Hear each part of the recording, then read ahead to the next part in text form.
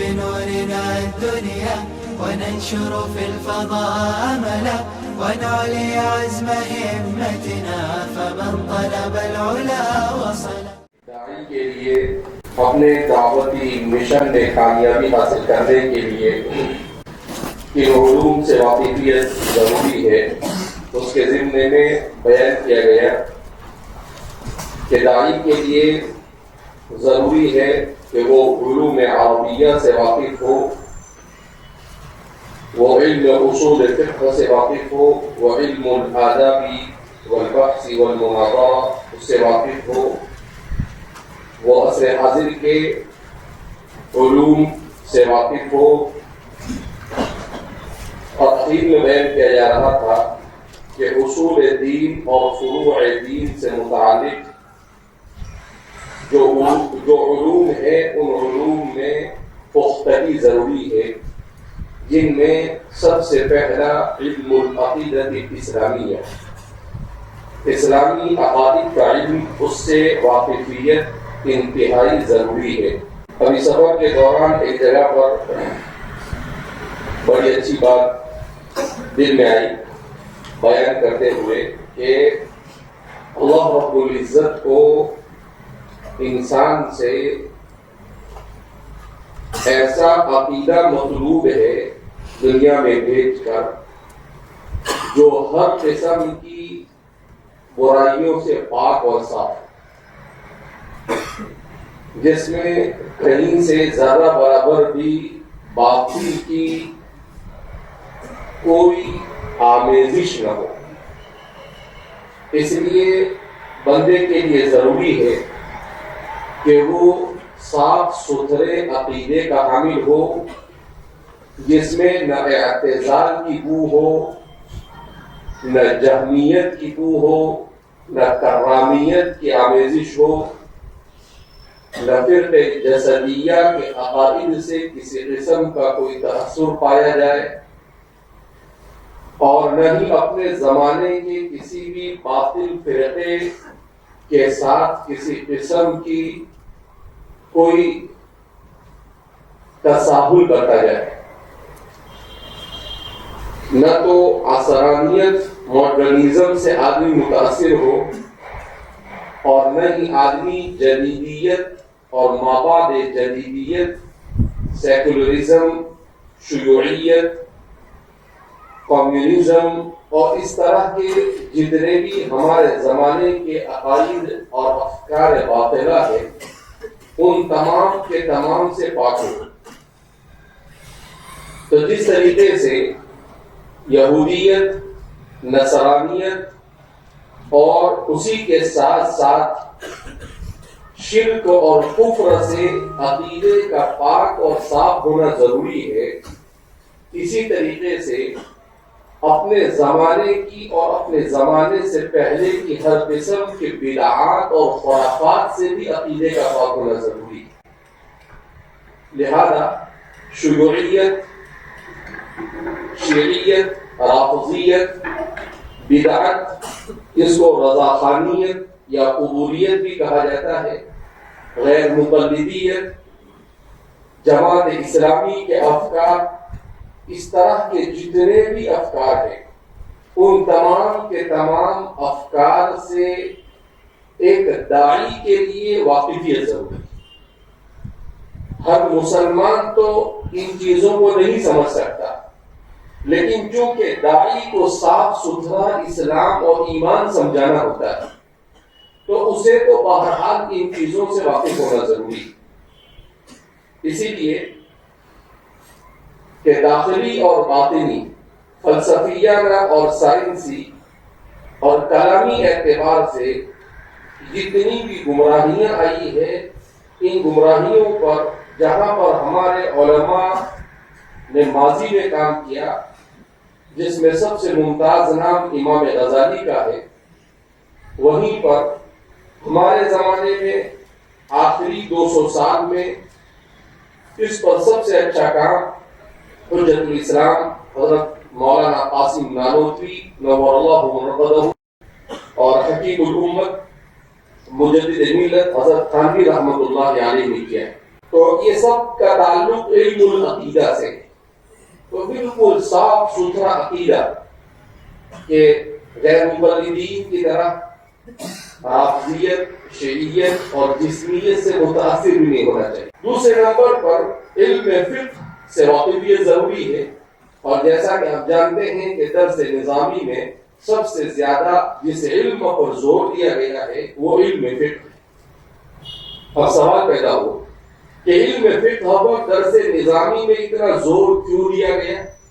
اس لیے کہ اس کا تعلق عمل سے، اس کا تعلق کس سے ہے؟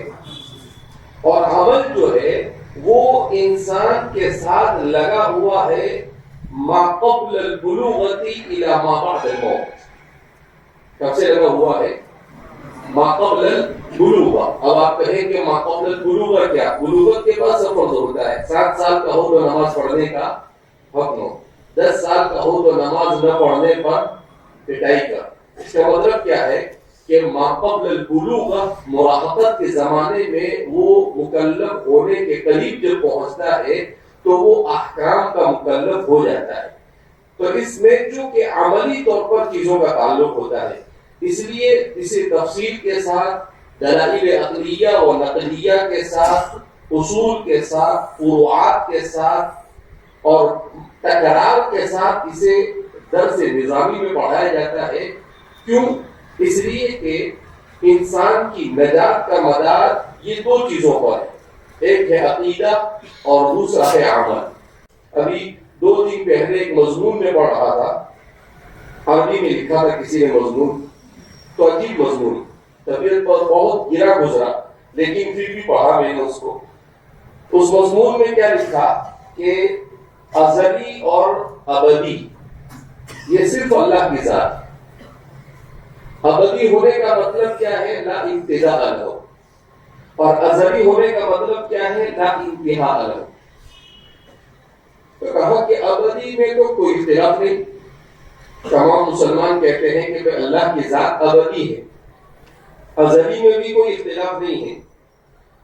پھر اس کے بعد کہا کہ سوال پیدا ہوتا ہے کہ اگر صرف اللہ کی ذات ابدی ازلی ہے، ہمیشہ رہے گی، تو پھر سوال یہ پیدا ہوتا ہے کہ انسان جنت اور جہنم میں جانے کے بعد ہمیشہ کیسے رہے گا؟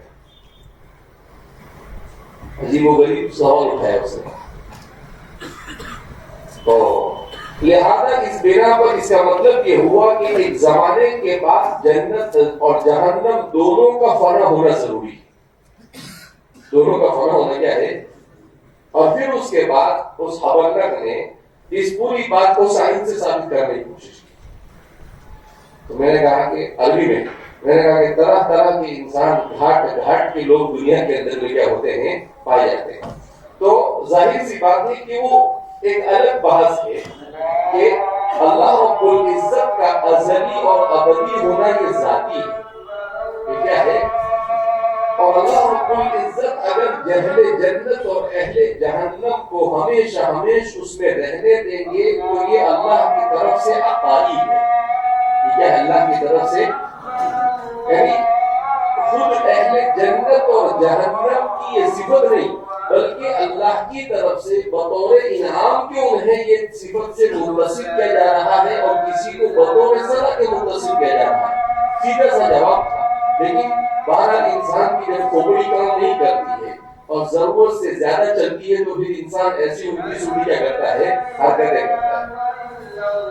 تو اسی لیے بار بار یہ بات کہی جاتی ہے کہ زمانہ جتنا قیامت سے قریب ہوگا اتنا آدمی کو استقامت علی الدین کے لیے صالحیت اور صلاحیت میں مختلف ضروری ہے.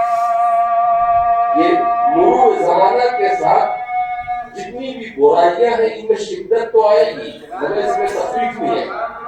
اگر تخفیف آئے گی بھی مہدی اور حضرت عیسیٰ کی برکت سے تو وہ مؤقت ہوگی، وہ دائمی نہیں ہوگی، ان کے رہنے تک ہوگی. ان کے جانے کے بعد پھر دوبارہ برائیاں پہلے کی طرح بلکہ اس سے زیادہ شدت کے ساتھ کیا کرے گی، عروج اختیار کرے گی. بہرحال تو علم فقہ کو ہمارے یہاں پر تفصیل سے پڑھایا جاتا ہے. تیسرے نمبر پر قرآن کریم اور اس کے علوم سے واقفیت ضروری ہے۔ تو قرآن کریم اور اس کے علوم سے واقفیت کا مطلب کیا ہے؟ نمبر ایک، قرآن کریم کی تلاوت تجوید کے ساتھ کرنے پر قدرت کا حاصل ہونا، کہ قرآن کریم ایک داعی کے لیے ضروری ہے کہ وہ دیکھ کر قرآن کریم کو روانی کے ساتھ اور تجوید کے ساتھ پڑھنے پر قدرت رکھتا ہو کم از کم۔ نمبر دو، اس کے ضروری اجزاء کا حفظ بھی ضروری ہے داعی کے لیے، بلکہ داعی کے لیے زیادہ بہتر یہ ہے کہ وہ قرآن کریم کا مکمل حافظ ہو۔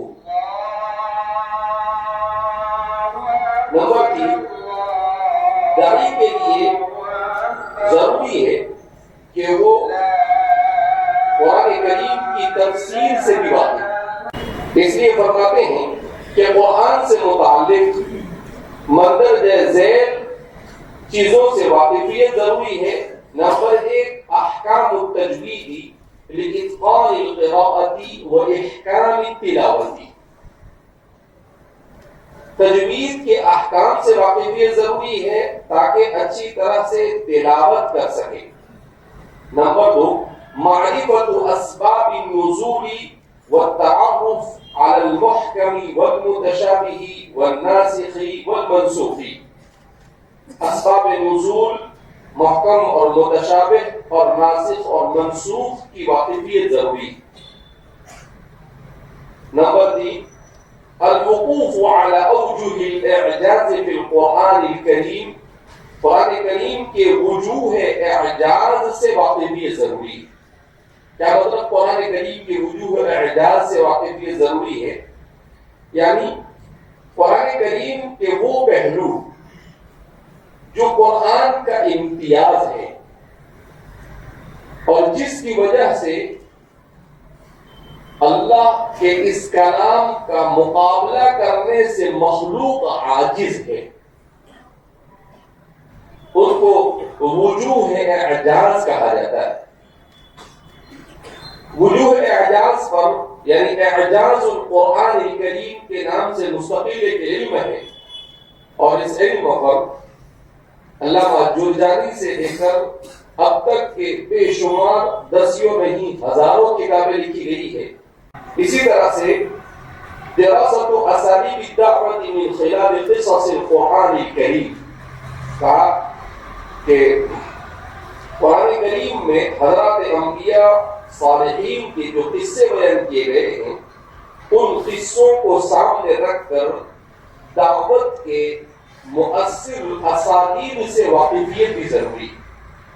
قرآن کریم میں قصے اور کہانیاں صرف لطف و برائے لطف نہیں بیان کیے ہیں، بلکہ اس میں بہت ساری نصیحت اور موعظت ہے۔ تو کس طریقے سے کس نبی نے اپنی قوم کو کس طرح سے دعوت کی، اگر وہ مشرک تھے تو انہیں کیسے دعوت دی، اگر وہ یہودی تھے تو حضرت عیسیٰ نے انہیں کیسے دعوت دی۔ تو ہر قسم کے لوگ موجود تھے۔ جیسا کہ میں کہتا ہوں عام طور پر کہ اللہ کے رسول صلی اللہ علیہ وسلم کو ایسے زمانے میں مبعوث کیا گیا کہ اس زمانے تک برائیوں کی تمام کے تمام شکلیں وجود میں آ چکی تھی، لہذا قرآن کریم نے ان تمام کے اوپر رد ذکر کر دیا ہے، اصولی طور پر یا جزئی طور پر۔ اسی طرح سے 5ویں نمبر پر بیان کرتے ہیں دراست النفس البشریۃ و رغباتها وطرق اصلاحها، کہ داعی کے لیے ضروری ہے کہ نفس انسانی سے متعلق کہ انسانی نفس کس طرح سے کسی چیز کی طرف راغب ہوتا ہے اور کس طرح سے اسے ایک مشکل چیز کو آسان کر پیش کیا جا سکتا ہے، اور اس کی اصلاح کے کون سے مؤثر اسلوب ہو سکتے ہیں جس کو قرآن کریم میں بیان کیا ہے، اس سے واقفیت ضروری ہے۔ اور اخیر میں بیان کرتے ہیں اور الوقوف علی التشریعات والاحکام التي جاء بها، ان احکام اور ان شرعی تفاصیل سے واقفیت ضروری ہے جس کو قرآن کریم نے بیان کیا ہے، جس کو احکام القرآن کے نام سے جانا جاتا ہے۔ امام جصاص نے احناف میں سب سے بڑا اس پر کام کیا ہے، مالکیہ میں ابن العربی نے اس پر کام کیا ہے، اور اس کے علاوہ ہمارے زمانے میں حضرت تھانوی رحمۃ اللہ علیہ کے خلفاء نے مل کر احکام القرآن کے نام سے تقریباً 9 یا 10 جلدوں میں ایک مکمل احکام القرآن کے نام سے کتاب لکھی ہے، جس میں جو آیات احکام سے متعلق ہے اس کی تفصیلات کو کیا کیا گیا ہے، ذکر کیا گیا ہے۔ نمبر 4 پر بیان کر رہے ہیں کہ علوم سنت سے واقفیت داعی کے لیے ضروری ہے، یعنی نبی کریم صلی اللہ علیہ وسلم کا قول، آپ کا فعل، آپ کی تقریر، آپ کے صفت خلقیہ اور صفت خلقیہ یعنی آپ کے اخلاق اور آپ کی سیرت، چاہے وہ بعثت سے پہلے ہو یا بعثت کے بعد ہو، ان تمام کے تمام سے مکمل طور پر واقفیت ایک داعی کے لیے ضروری ہے، اس لیے کہ سنت نبویہ یہ علوم اسلامیہ کا مصدر ثانی ہے۔ کون سا مصدر ہے؟ مصدر ثانی۔ سب سے پہلے علوم شرعیہ کے لیے مصدر اول قرآن کریم ہے، تو دوسرا مصدر سنت نبویہ، اور نبی کریم صلی اللہ علیہ وسلم نے گویا کہ قرآن ہی کی تفسیر کی اور بڑی تفصیل کے ساتھ آپ صلی اللہ علیہ وسلم نے احادیث مبارکہ میں چیزوں کو بیان کیا ہے، جس میں اخلاق سے متعلق امور بھی ہے، آداب زندگی سے متعلق امور بھی ہے، جس میں معاملات سے متعلق، معاشرت سے متعلق، سیاست سے متعلق، اجتماعی مسائل سے متعلق، انفرادی مسائل سے متعلق تمام چیزیں پائی جاتی ہے۔ سب سے زیادہ سنت کی مخالفت کی ہے معتزلہ نے، چاہے وہ جدید ہو چاہے وہ قدیم ہو۔ اسی لیے ہمارے زمانے میں ایک بڑا ٹولہ ہے جن کو منکرین حدیث کہا جاتا ہے۔ تو یہ منکرین حدیث کون کون ہے اور ان منکرین حدیث کے افکار اور نظریات کیا ہے؟ ابھی اورنگ آباد کے میلے سے کتاب میں خرید کر آیا، اس دن میں نے سوچا کہ اس میں 1-1.5 صفحہ بڑا اچھا اس میں لکھا تھا، جس میں سارے کے سارے منکرین کے نام بر صغیر میں جتنے بھی منکرین حدیث پچھلے 100-150 سال میں گزرے ان سب کے نام انہوں نے جمع کیے ہیں کسی کتاب میں۔ تو میں اسے ایک مرتبہ سنا دوں گا۔ کیا ہمیں معلوم ہونا ضروری ہے کہ کون کون وہ لوگ ہیں جو منکرین حدیث کے گروہ سے تعلق رکھتے ہیں، تاکہ ہم ان سے چوکنا رہے۔ تو عام طور پر چونکہ احادیث مبارکہ میں ہر چیز کو تفصیل سے بیان کیا گیا ہے، تو ان کو موقع نہیں ملتا ہے اپنے اجتہاد کا، وہ اپنا اجتہاد ان کا چلتا نہیں، جہاں حدیث آتی ہے تو یہ بے بس ہو جاتے ہیں، لہذا سیدھے اٹھا کر سنت رسول سے انکار کے اوپر کیا ہوتے ہیں، یہ آمدہ ہو جاتے ہیں۔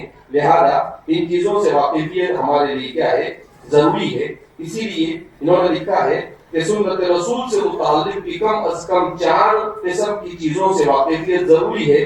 نمبر 1 الاطلاع علی امہات المصنفات، کہ حدیث کے باب میں جو امہات الکتب ہے اس سے واقفیت ضروری ہے، جس میں صحاح ستہ کو شامل کیا گیا ہے، اسی کے ساتھ ساتھ مسند احمد وغیرہ کی طرف بھی اشارہ ہے کہ ان سے واقفیت ضروری ہے۔ دنیا بھر کے نصاب اور نظام میں ہمارا درس نظامی ایک امتیازی حیثیت رکھتا ہے، جس میں صحاح ستہ ہی نہیں بلکہ حدیث سے متعلق شرح و معانی الآثار، ریاض الصالحین، مشکات المصابیح جیسی کتابیں، موطا، تقریباً 10 سے زیادہ حدیث کی کتابیں کہی جاتی ہے، پڑھائی جاتی ہے، اس لیے کہ احادیث مبارکہ یہ شریعت مطہرہ کی مکمل تصویر پیش کرتی ہے۔ قرآن کریم اجماع بیان کرتا ہے تو احادیث مبارکہ کیا کرتی ہے، تفصیل پیش کرتی ہے، اس وجہ سے اتنی ساری کتابیں پڑھائی جاتی ہے۔ اسی طرح فرماتے ہیں دوسرے نمبر پر علوم حدیث سے واقفیت ضروری ہے، یعنی سنت رسول صلی اللہ علیہ وسلم کی تدوین کیسے عمل میں آئی، اور اس سلسلے میں مستشرقین، منکرین حدیث اور جدت پسند طبقہ کس طرح کے اعتراضات کرتا ہے اور اس کے کیا جوابات ہو سکتے ہیں۔ تو فرماتے ہیں ان چیزوں سے واقفیت بھی ضروری ہے۔ میں نے اس سے پہلے بھی کہا کہ السنت و مکانتها فی تشریع الاسلامی، مستشرقین کے رد پر اگر سب سے مضبوط اور ٹھوس کوئی کام ہوا ہے تو وہ ہے عربی زبان میں، اس کا اردو میں بھی ترجمہ ہوا ہے السنت و مکانتها فی تشریع الاسلامی کا دکتور مصطفیٰ سباعی جو تعلق رکھتے ہیں ملک شام سے، اور انہوں نے مستشرقین سے براہ راست مل کر مناظرے اور مباحثے کیے، اور پھر اس کے بعد اس کتاب کو آپ نے لکھا ہے۔ تو اس طرح کی کتاب، اسی طرح سے عجاج الخطیب کی کتاب ہے السنت قبل التدوین کے نام سے عربی زبان میں۔ اسی طرح سے تدوین حدیث کے نام سے مولانا مناظر حسن گیلانی کی کتاب ہے۔ اسی طرح سے حجیت حدیث سے متعلق مولانا حبیب الرحمان صاحب اعظمی کی کتاب ہے، اور اسی طرح سے شیخ الاسلام حضرت مولانا تقی عثمانی صاحب کی علامہ ادریس کاندھلوی رحمۃ اللہ علیہ کی کتاب ہے۔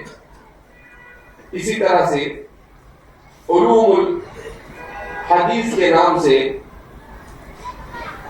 حضرت مولانا رفیع عثمانی صاحب کی کتاب ہے۔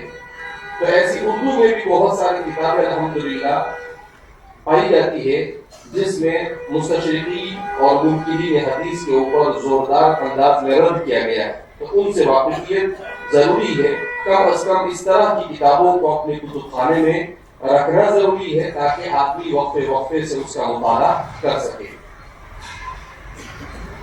اسی طرح سے بیان کرتے ہیں کہ روایت موضوعہ سے متعلق تفصیلات کا جاننا بھی ضروری ہے۔ مولا علی قاری رحمۃ اللہ علیہ نے اس پر کتاب لکھی ہے، عبدالرحمن الجوزی کی کتاب ہے الموضوعات کے نام سے، اور ان کتابوں کا غالباً اردو زبان میں بھی ترجمہ ہو چکا ہے۔ تو چونکہ بہت ساری ایسی روایتیں جو زبازت عام ہوتی ہے، خاص طور پر تقریر کی کتابوں میں، مواعظ کی کتابوں میں جو حدیثیں ہوتی ہے اس میں بہت الٹپ کچھ بھی کیا جاتا ہے۔ تو ہمارے شیخ صاحب مولانا رضوان صاحب کی کتاب ہے تحقیق العمدۃ الاباطیل فی تحقیق الاباطیل، تو اس میں بھی آپ نے اس طرح کی بہت ساری چیزوں کو، جیسے ہمارے طلباء بڑے زور و شور کے ساتھ کہتے ہیں اطلبوا العلم ولو کان بالسین، اور کہتے ہیں کہ حدیث ہے، کوئی حدیث نہیں۔ تو ایسی بہت ساری چیزیں ہیں جس کو ہم لوگ حدیث کے نام سے جانتے ہیں اور مشہور ہے، کتابوں میں تقریروں میں بولا جاتا ہے، تو اس لیے ان چیزوں سے واقفیت یہ بھی کیا ہے، ضروری ہے۔ نمبر 4 پر بیان کرتے ہیں معالجۃ قضایا الامۃ ومشاکلها السیاسیۃ والاجتماعیۃ والاقتصادیۃ فی ضوء القرآن والسنہ، امت کے موجودہ مسائل، اس کا حل، چاہے وہ سیاسی مسائل ہو، چاہے وہ اجتماعی مسائل ہو، چاہے وہ اقتصادی معیشت اور اکنومی کے اعتبار سے مسائل ہو، کہ قرآن اور حدیث نے ان کو کس طرح سے حل کیا، ان سے واقفیت یہ کیا ہے، ضروری ہے۔ اور ہر موضوع پر بے شمار کتابیں لکھی جا چکی ہے، جیسا کہ مولانا تقی صاحب کی کتابوں کا پورا ایک سیٹ ہے اسلامی معاشیات کے عنوان سے، تقریباً 8 سے 10 جلدوں میں، جس میں معیشت کے متعلق فضائل اور احکام، تمام کے تمام چیزوں کو آپ کی کتابوں سے آپ کے تلامذہ نے جمع کیا ہے، بڑا عمدہ کام کیا ہے، جس کا ہونا بھی بہرحال ہمارے ایک عالم کے کتب خانے میں ہونا ضروری ہے۔ اسی طرح سے سیاست سے متعلق حضرت تھانوی رحمۃ اللہ علیہ نے بھی کتاب لکھی ہے اسلام اور سیاست کے عنوان سے، اور سیاست حاضرہ اور اسلام کے نام سے شیخ الاسلام حضرت مولانا تقی عثمانی صاحب کی بھی کتاب ہے، اور عربی زبان میں اسی طرح سے تحریک طالبان کے بعض احباب نے مل کر السیاست الاسلامیہ کے نام سے اردو زبان میں، انہوں نے پشتو زبان میں لکھی ہے، لیکن اس کا اردو زبان میں ترجمہ ہوا ہے 2 جلدوں میں پورا۔ انہوں نے بڑے اچھے انداز میں کام کیا ہے کہ السیاست الاسلامیہ کسے کہا جاتا ہے۔